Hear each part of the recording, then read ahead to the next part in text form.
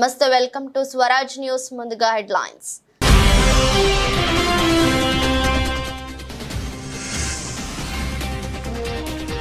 Telangana CM Revanth రెడ్డితో Japan రాయబారి భేటీ. తెలంగాణలో పెట్టుబడుల అవకాశాలపై ఇద్దరి మధ్య చర్చ.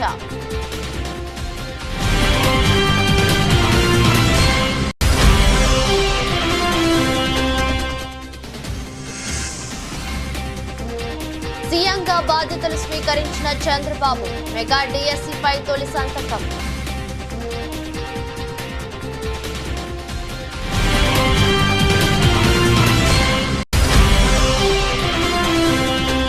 Sitarama project lift irrigation pump house 1 వద్ద పంపులను పరిశీలించిన డిప్యూటీ సీఎం బట్టి. సాగునీటి పారుదల శాఖ మంత్రి ఉత్తమ్ ఆగస్టు 15 నాటికి గోదావరి నీళ్లను అందిస్తామని వెల్లడి.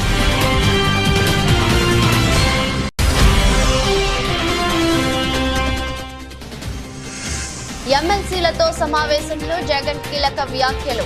శిశుపాలుడి మాదిరి చంద్రబాబు తప్పులను కూడా లెక్కిద్దామని పిలుపు.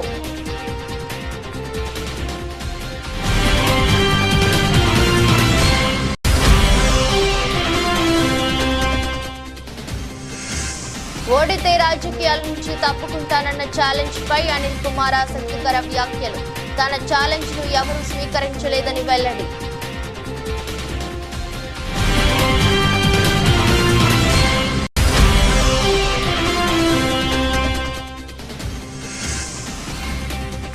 T20 వరల్డ్ కప్ లో సంచలనం. సూపర్ 8కి ఆఫ్ఘనిస్తాన్. పాపువా న్యూగినీపై ఆఫ్ఘనిస్తాన్ ఘన విజయం.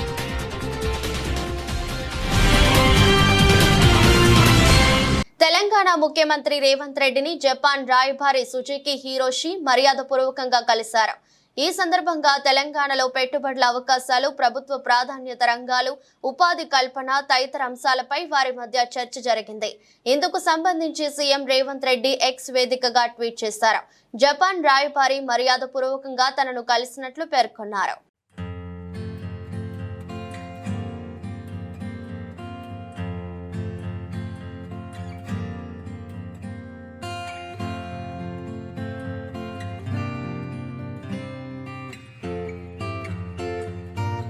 టీడీపీ అధినేత చంద్రబాబు వేద మంత్రాల నడుమ ఏపీ ముఖ్యమంత్రిగా బాధ్యతలు స్వీకరించారు. వెలగపూడిలోని రాష్ట్ర సచివాలయం మొదటి బ్లాక్ లో ఉన్న ఛాంబర్ లో చంద్రబాబు సీఎంగా బాధ్యతలు అందుకున్నారు. అనంతరం చంద్రబాబు ఎన్నికల్లో ఇచ్చిన ముఖ్యమైన హామీలకు సంబంధించిన ఫైళ్లపై సంతకాలు చేశారు. చంద్రబాబు తన తొలి సంతకం మెగా డిఎస్సి ఫైలుపై చేశారు.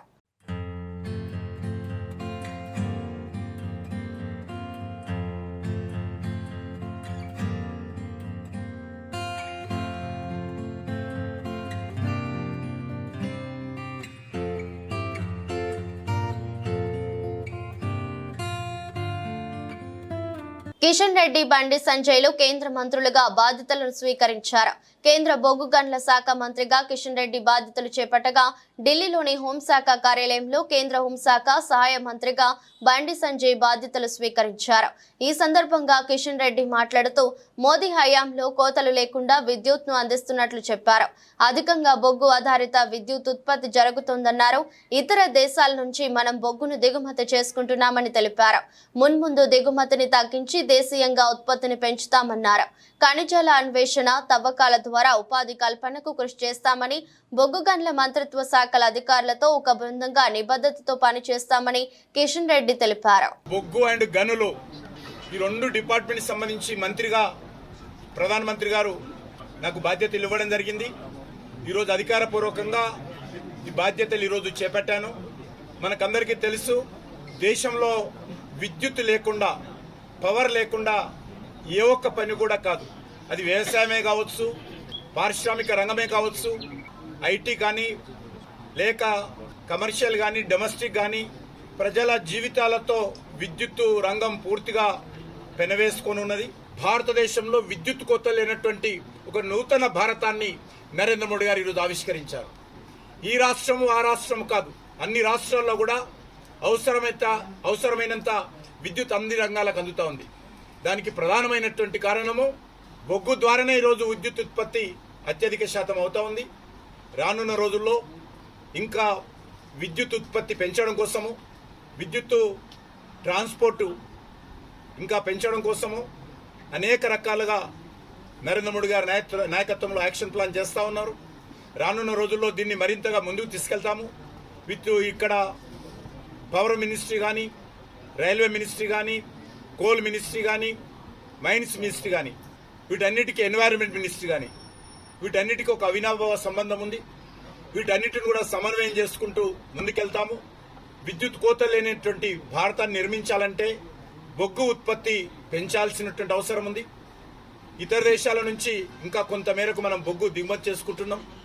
రానున్న రోజుల్లో కూడా పూర్తి స్థాయిలో మన అవసరాలకు కావలసినటువంటి బొగ్గును మనమే ఉత్పత్తి చేసుకోవడం, ఆ యొక్క మినరల్స్ బయటికి తీయడము, ఉపాధి అవకాశాలు పెంచడము, మినరల్స్ను కూడా ఇతర దేశాలకు కూడా ఎక్స్పోర్ట్ చేయడము. నేను తప్పకుండా ఇటు మైన్స్ మినిస్ట్రీ, కోల్ మినిస్ట్రీ ఒక టీం వర్క్గా మేమందరం పనిచేసి మా అధికారులు మేమందరం తప్పకుండా నరేంద్ర మోడీ గారు కానీ, దేశ ప్రజలు కానీ ఏ ఆకాంక్షలతోటైతే ఈరోజు ముందుకెళ్తా ఉన్నారో ఆ దిశలోనే మేమందరము డెడికేషన్తో పనిచేస్తామని ఈ సందర్భంగా మనవి చేస్తా ఉన్నాను. ధన్యవాదాలు.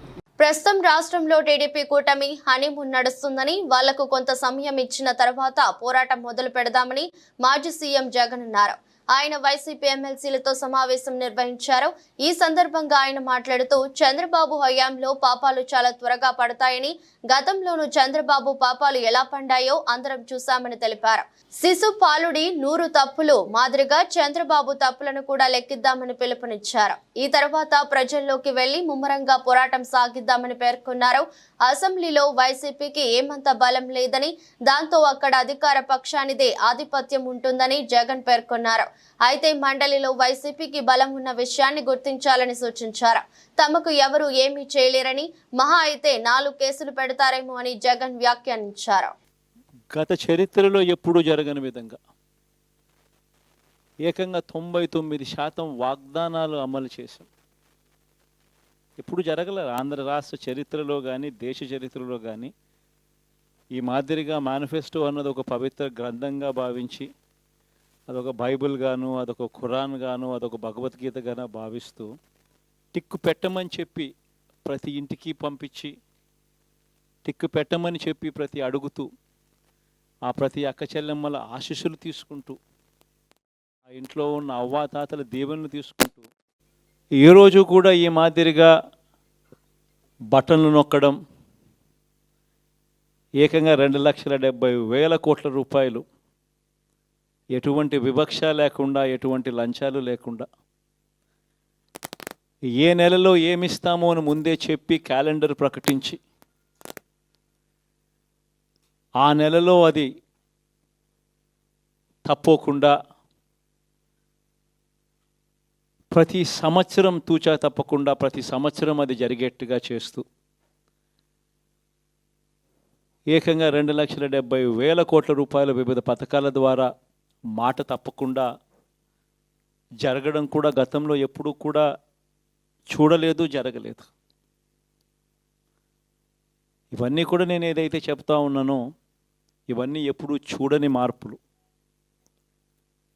గతంలో ఎప్పుడూ జరగని సంస్కరణలు. విద్యారంగంలో అయితేనేమి, వైద్య రంగంలో అయితేనేమి, వ్యవసాయ రంగంలో అయితేనేమి, సామాజిక న్యాయం అంశంలో అయితేనేమి, మహిళా సాధికారత అంశంలో అయితేనేమి, గవర్నెన్స్ విషయంలో అయితేనేమి, ఎప్పుడు జరగని చూడని సంస్కరణలను కూడా తీసుకొచ్చు. ఇవన్నీ నేను ఏదైతే చెప్తా ఉన్నానో ఇవన్నీ మనం చేసి చూపించి ప్రజల మన్ననలు పొందిన తర్వాతే ఎన్నికలకు వెళ్ళాం. ఎన్నికల్లో ఏమైందో తెలీదు. 5 సంవత్సరాలు కళ్ళు మూసుకుంటే చాలా అయిపోయింది. 5 సంవత్సరాలు మళ్ళీ 2024 నుంచి 2029 కూడా అదే మాదిరిగానే కళ్ళు మూసుకుంటే 2029 కూడా కళ్ళు మూసుకుంటే వచ్చేస్తుంది. ఆగస్టు 15 నాటికి ఎన్కూరు లింక్ కెనాల్ ను పూర్తి చేసి 1,20,000 ఎకరాలకు ఇంద్రమ్మ రాజ్యంలోని ప్రజా ప్రభుత్వం గోదావరి నీళ్లను అందిస్తుందని డిప్యూటీ సీఎం బట్టి విక్రమార్క తెలిపారు. సాగునీటి పారుదల శాఖ మంత్రి ఉత్తమ్ కుమార్ రెడ్డి, రెవెన్యూ మంత్రి పొంగులేటి శ్రీనివాస్ రెడ్డి, వ్యవసాయ శాఖ మంత్రి తుమ్మల నాగేశ్వరరావుతో కలిసి భద్రాద్రి కొత్తగూడెం జిల్లా అశ్వాపురం మండలం అమ్మగారిపల్లి వద్ద ఉన్న సీతారామ హెడ్ రెగ్యులేటర్ పనులను అక్కడ ఉన్న వ్యూ పాయింట్ వద్ద ఏర్పాటు చేసిన ఫోటో ఎగ్జిబిషన్ ను తిలకించారు. అక్కడి నుంచి Sitarama lift irrigation project pump house 1 వద్దకు చేరుకుని పంప్ హౌస్ పనులను పరిశీలించి అనంతరం పవర్ సప్లై ను ప్రారంభించారు. ఆ తర్వాత పంప్ హౌస్ 3 వద్దకు చేరుకుని ప్రాజెక్టు పురోగతిపై అధికారులతో సమీక్షించారు. అనంతరం డిప్యూటీ సీఎం బట్టి విక్రమార్క మాట్లాడుతూ కేవలం 2,654 కోట్లతో పూర్తయ్యే రాజీవ్, ఇంద్రాసాగర్ ప్రాజెక్టులను సీతారామ ప్రాజెక్టుగా రీడిజైన్ చేసి 20,000 కోట్ల రూపాయలకు పెంచి గత ప్రభుత్వం ప్రజాధనాన్ని దుర్వినియోగం చేసిందని విమర్శించారు.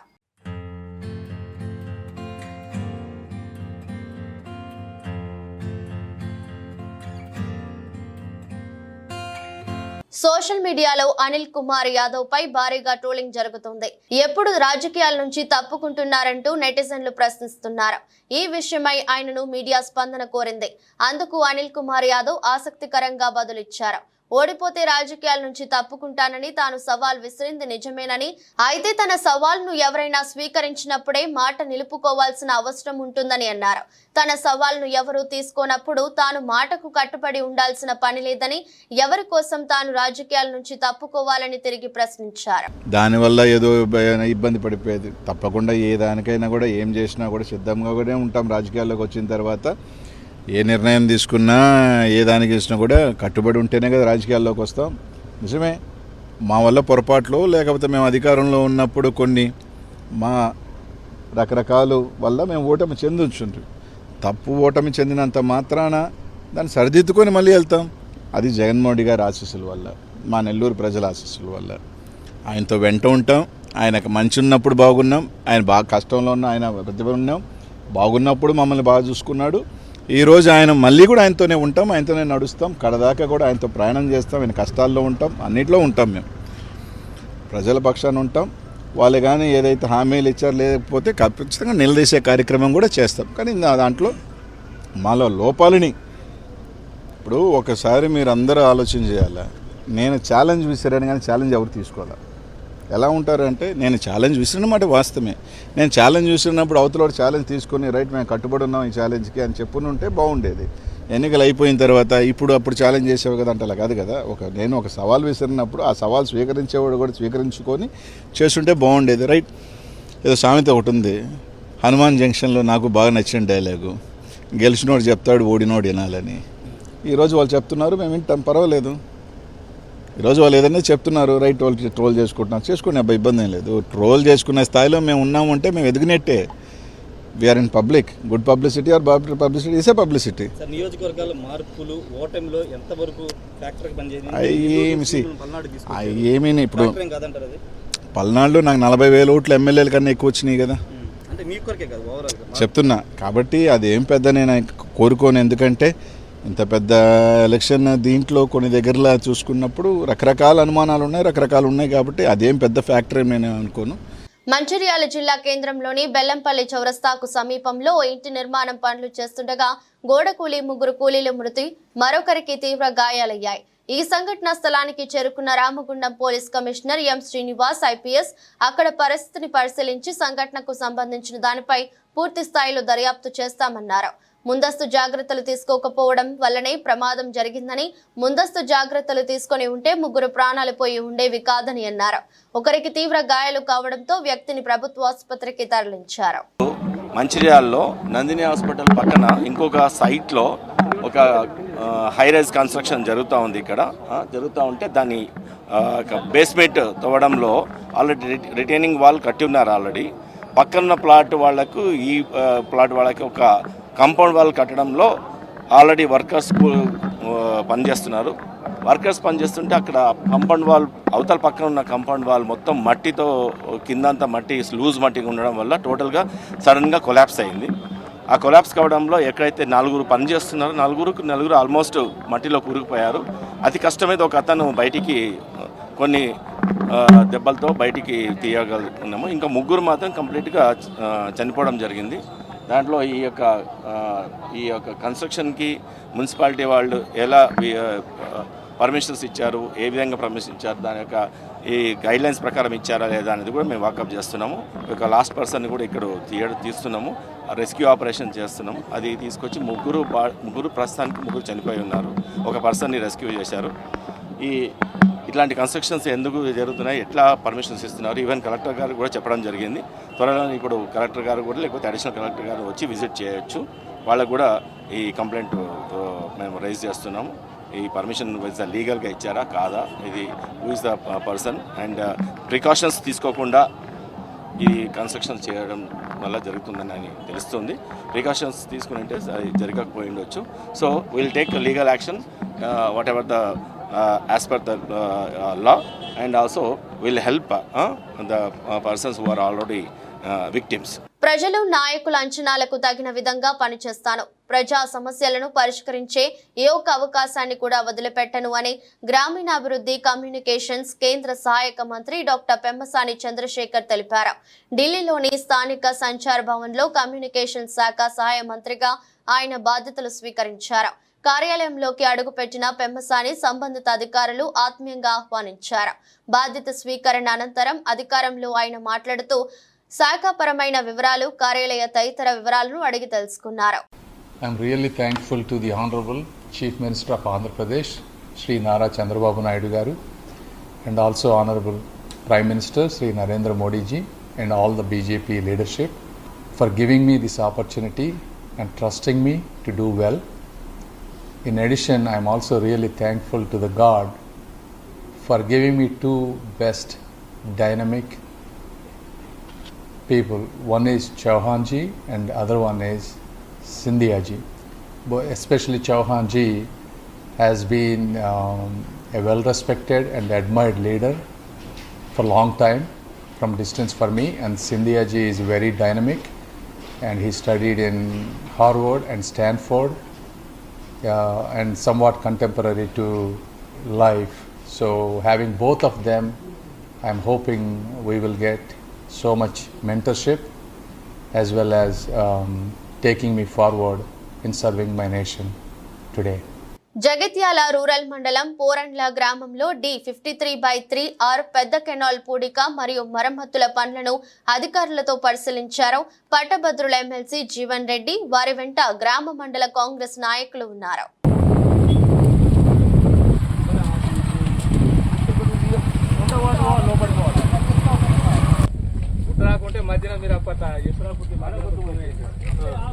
ఇవన్నీ సర్వే ఈడ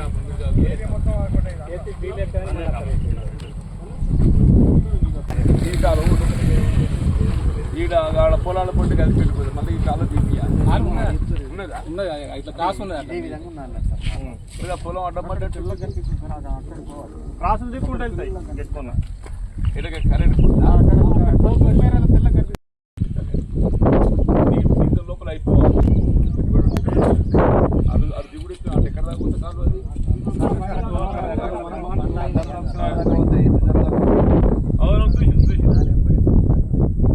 అది ఆ కాలం సాఫే ఉన్నదా? ఆ కాలం సాఫ్, కాలం ప్రాబ్లం లేదు కదా. మరి అది ఎనాలజీస్లో పెట్టి చెప్పి ఓటు బ్యాంకు రాజకీయాలకు స్వస్తి చెప్పి ప్రజల జీవితాలలో వెలుగులు నింపేందుకే 5 సంవత్సరాల పరిపాలన సాగుతున్నదనడానికి ముఖ్యమంత్రిగా బాధ్యతలు చేపట్టిన వెంటనే ప్రజలకు, సామాన్యులకు, విద్యార్థులకు అందరికీ మేలు చేకూరే విధంగా ఆయన చేసిన 5 సంతకాలు నిదర్శనమని జ్యోతుల నెహ్రూ హర్షం వ్యక్తం చేశారు. ముందుగా మొట్టమొదటి సంతకం మెగా డిఎస్సిపై పెట్టి 16,010 మందికి ఉద్యోగ అవకాశాలు కల్పించడం లక్ష్యంగా పెట్టడం జరిగిందని, రెండవ సంతకం ప్రజలందరినీ భయభ్రాంతులకు గురి చేసిన ల్యాండ్ టైటిలింగ్ యాక్ట్ రద్దు చేసే విధంగా పెట్టడం జరిగింది. తనకు మంత్రి పదవి కన్నా తన నియోజకవర్గానికి ఇచ్చిన 4 హామీలు విద్య, వైద్యం, త్రాగునీరు, సాగునీరు, ఉద్యోగ ఉపాధి అవకాశాలు కల్పించడమే ధ్యేయంగా పనిచేస్తానని అన్నారు. ఈ కార్యక్రమంలో ఎస్వీఎస్ అప్పలరాజు, మారిశెట్టి భద్రం, కొత్త కొండబాబు, పాటంశెట్టి రవి, అన్నవరం రాము, గల్ల రామచంద్రరావు తదితరులు పాల్గొన్నారు. ప్రధానంగా ముఖ్యమంత్రి గారికి సర్వాధికారాలు ఉంటాయి, మంత్రులు ఇచ్చేటట్టు దాని మీద. ఇక్కడ ముందు మీ అందరికీ కానీ మా కార్యకర్తలకు కానీ తెలియజేయాల్సింది, నేను మంత్రి కావాలి అని చెప్పి ఆయన అడగలేదు. ఆయన ఏ సందర్భంలోనే నాకు ఇస్తానని చెప్పలేదు. నెంబర్ 1 దాని మీద, ఎందుకంటే నా ఆలోచనలు నాకు ఉన్నాయి. నేను ఒక బృహత్తరమైనటువంటి కార్యక్రమాలు 4 కార్యక్రమాలు పెట్టుకున్నాను. ఆ 4 కార్యక్రమాల్ని నేను సాధించాలి, నా ప్రాంతానికి తెచ్చుకోవాలి అనుకుంటే మంత్రి కంటే ప్రాధాన్యత 4: సాగునీరు, తాగునీరు, విద్య, సామాన్యుడికి అందుబాటులోకి తెచ్చు అన్ని రకాల విద్యలు, అలాగే వైద్యం, కార్పొరేట్ స్థాయి వైద్యాన్ని ప్రతి సామాన్యుడికి కూడా ఉచితంగా అందించేటటువంటి పరిస్థితి, అలాగే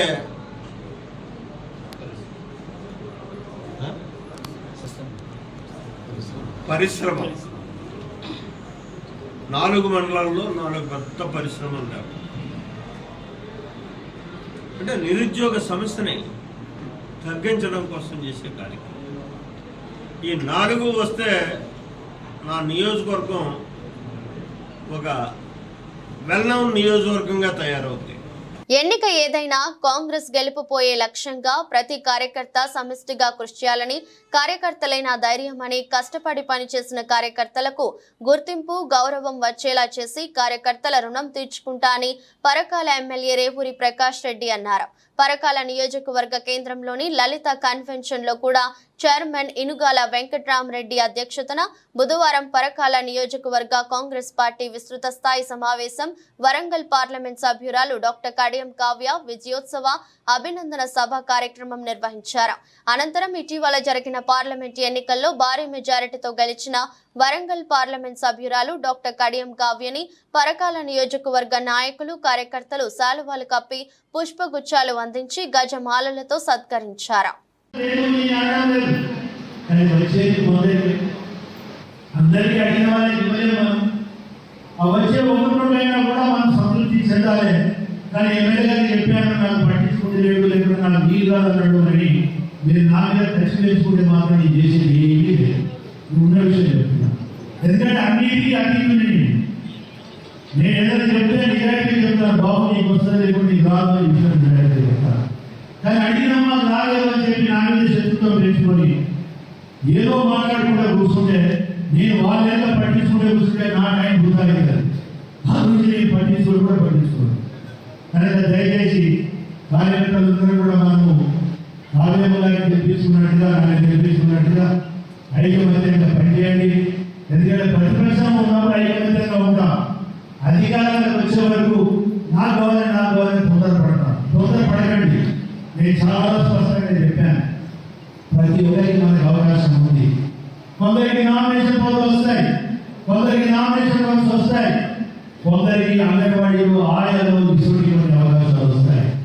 ఇంకా అవకాశం రాని వాళ్ళు పూర్ ఫ్యామిలీస్ ఉన్నారంటే గవర్నమెంట్ అందిస్తే మరి కొంత ఆర్థికపరమైన సహకారం అందించే పథకాలు ఉంటాయి. ఇన్ని రకాలుగా మనం ఉపయోగించుకోవచ్చు. అంతేగాని ప్రభుత్వాలకు లోని కాకండి, మాయమండలం లోని కాకండి. నాకున్నది మాత్రం 400 సంవత్సరాల టైం అని చెప్పి రోజు అనుకుంటున్నాను. ఈ ఉన్న టైంలో 2 రోజులు నాకు ముందున్నాయి. నాకు పరకాల నియోజకవర్గాన్ని ఒక సోదరుడు రాశాడు పత్రికలలో, చూసే వార్తా పత్రికలను కూడా. మరి నర్సపేటలో ఉన్న మాకు ఇక్కడ పెడతా చేసినా ప్రకాష్ రెడ్డి గారు అన్నారు 100% కొంత టైం మనకు 2.5 నెలలు 3 నెలలు ఆలోచనలు ఉన్నాయి. ఉత్తరాంధ్ర తిరుపతిగా భాషిల్లుతున్న పెందుర్తి వెంకటాద్రిని విజయనగరం జిల్లా శృంగవరపుకోట ఎమ్మెల్యే కోళ్ల లలిత కుమారి రామ్ ప్రసాద్ దంపతులు దర్శించుకున్నారు. మూడోసారి ఎమ్మెల్యేగా గెలిచిన లలిత కుమారి రామ్ ప్రసాద్ కుటుంబ సభ్యులతో కలిసి వెంకటేశ్వర స్వామిని దర్శించుకుని మొక్కులు చెల్లించుకున్నారు. క్షేత్ర ప్రదక్షిణ చేసి ధ్వజస్తంభంకు పూజలు చేశారు. ఆలయ ప్రధాన అర్చకులు మహర్తి రామానుజాచార్యులు లలిత కుమారి దంపతులు పేరిట ప్రత్యేక పూజలు నిర్వహించి తీర్థ ప్రసాదాలు అందజేశారు. అనంతరం స్వామివారి శేష వస్త్రంతో ఆశీర్వదించారు. ఈ సందర్భంగా లలిత కుమారి మాట్లాడుతూ టీటీడీ బోర్డు మెంబర్ గా ఉన్నప్పటి నుండి స్వామివారితో తనకు అనుబంధం ఉందని, వెంకటాద్రి అభివృద్ధికి తన వంతు కృషి చేస్తానని తెలిపారు. వారి వెంట వియ్యంకుడు లాలం అర్జున, టీడీపీ నాయకుడు ఏడువాక వెంకటరమణ తదితరులు పాల్గొన్నారు. మావోయిస్టులు తమ మనుగడ కోసమే అనేక దుశ్చర్యలకు పాల్పడుతున్నారని భద్రాద్రి కొత్తగూడెం జిల్లా ఎస్పీ రోహిత్ రాజ్ అన్నారు. తెలంగాణ ఛత్తీస్గఢ్ సరిహద్దు అటవీ ప్రాంతాల్లోని ఆదివాసీ ప్రజలు మావోయిస్టుల చర్యలతో భయభ్రాంతులకు గురవుతున్నారని తెలిపారు. తెలంగాణ ఛత్తీస్గఢ్ రాష్ట్రాల సరిహద్దు ప్రాంతమైన చర్ల మండలంలోని పూసుగుప్ప అటవీ ప్రాంతంలో నివసించే ఆదివాసీలు తాము అడవుల్లోనికి వెళ్లాలంటే మావోయిస్టులు పెట్టిన మందు పాత్రల వలన ప్రాణహాని ఉందని పోలీసులకు ఫిర్యాదు చేయడంతో పోలీసులు అట్టి సందేహాస్పద అటవీ ప్రాంతాలను క్షుణ్ణంగా తనిఖీ చేయగా బూబీ ట్రాప్స్ బయటపడ్డాయని తెలిపారు. తెలంగాణ ఛత్తీస్గఢ్ రాష్ట్రాల సరిహద్దు ప్రాంతాల్లో నివసించి ఆదివాసీ ప్రజల సంక్షేమం అభివృద్ధి కొరకు ప్రభుత్వం కృషి చేస్తుందని, కావున ప్రభుత్వానికి సహకరించాల్సిందిగా ప్రజలకు పోలీస్ శాఖ విజ్ఞప్తి చేస్తుందని తెలిపారు. T20 వరల్డ్ కప్ లో మరో పెను సంచలనం నమోదైంది. పసికూన ఆఫ్ఘనిస్తాన్ సూపర్ 8లోకి ఎంట్రీ ఇచ్చింది. గ్రూప్ సి లో భాగంగా శుక్రవారం జరిగిన మ్యాచ్ లో పాపువా న్యూగినీపై ఆఫ్ఘనిస్తాన్ ఘన విజయం సాధించింది. 7 వికెట్ల తేడాతో గెలుపొందింది. ఫలితంగా ఆఫ్ఘన్ జట్టు సూపర్ 8కి దూసుకెళ్లింది. మొదట బ్యాటింగ్ చేసిన పాపువా న్యూగినీ జట్టు 95 పరుగులు చేసింది. క్లిపిన్ డొరిగా 27తో టాప్ స్కోరర్ గా నిలిచాడు. ఫరూకీ 3 వికెట్లు, నవీన్ ఉల్ హక్ 2, నూర్ అహ్మద్ 1 వికెట్ తీశారు. ఈ లక్ష్యాన్ని ఆఫ్ఘన్ టీం 15.1 ఓవర్లలోనే ఛేదించింది. ఈ మ్యాచ్ లో ఆఫ్ఘన్ బ్యాటర్ గల్బదీన్ నైబర్ 49 పరుగుల నాట్అవుట్ తో రాణించాడు. దీంతో గ్రూప్ సి నుంచి వెస్టిండీస్ తో పాటు ఆఫ్ఘన్ కూడా సూపర్ 8కి దూసుకెళ్లింది. వార్తలు ముగించే ముందు మరోసారి హెడ్లైన్స్.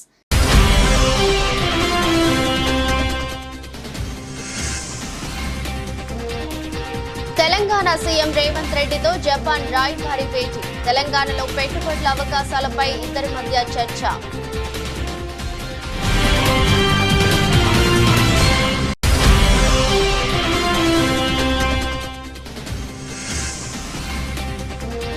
సీఎంగా బాధ్యతలు స్వీకరించిన చంద్రబాబు మెగా డిఎస్సిపై తొలి సంతకం.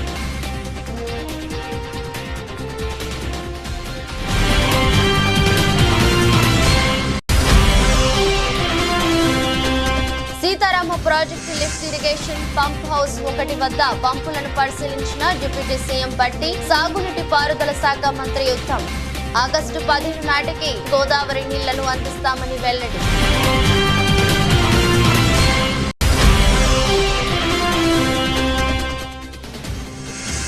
ఎమ్మెల్సీలతో సమావేశంలో జగన్ కీలక వ్యాఖ్యలు.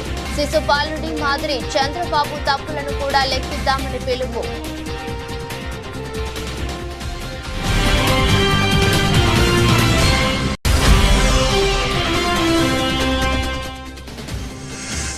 ఓడితే రాజకీయాల నుంచి తప్పుకుంటానన్న ఛాలెంజ్ పై అనిల్ కుమార్ ఆసక్తికర వ్యాఖ్యలు. తన ఛాలెంజ్ ను ఎవరూ స్వీకరించలేదని వెల్లడి.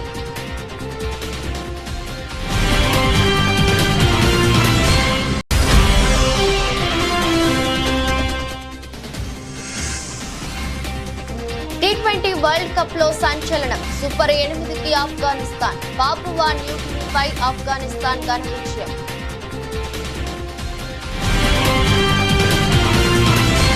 ఇదృష్టి బులెటిన్ మరో బులెటిన్లో మళ్ళీ కలుద్దాం. అంతవరకు సెలవు. నమస్కారం.